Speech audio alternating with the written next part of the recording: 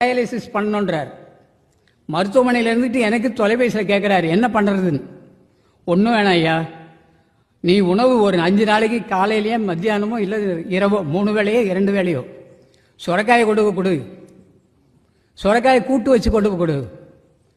5 நாள் சாப்பிட்றாரு. 6ஆம் நாள் மருத்துவர் head of the department doctor கேட்குறாராம், உப்பு நீர்லாம் உனக்கு நார்மலுக்கு வந்துக்கிட்டு இருக்கு, இன்னும் 2 நாள் நீ டிஸ்சார்ஜ் ஆகி வீட்டுக்கு போயிடலாம்.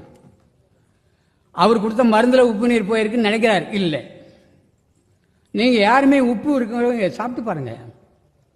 அதான் சொல்லுவாங்க, 4 பேர் உட்காந்து பேசிட்டு இருந்துட்டு அவர் போன பிறகு இவர் கேட்பார், அவன் என்ன சொன்னான் என்ன பற்றின்னு. ஆமாம் சொன்னான், சுரைக்காயில் உப்பு போயான்னுவான். அப்போ சுரைக்காய் என்ன செய்யுது? உடம்புல இருக்கிற உப்பெல்லாம் எடுத்துடும். அது சுரைக்காய் அற்புதமான உணவு. கர்ப்பிணி ஸ்திரீகள் என்கிட்ட சொல்லுவாங்க, கால் வீங்கி போச்சு ஐயா, முகம் வீங்குது ஐயா,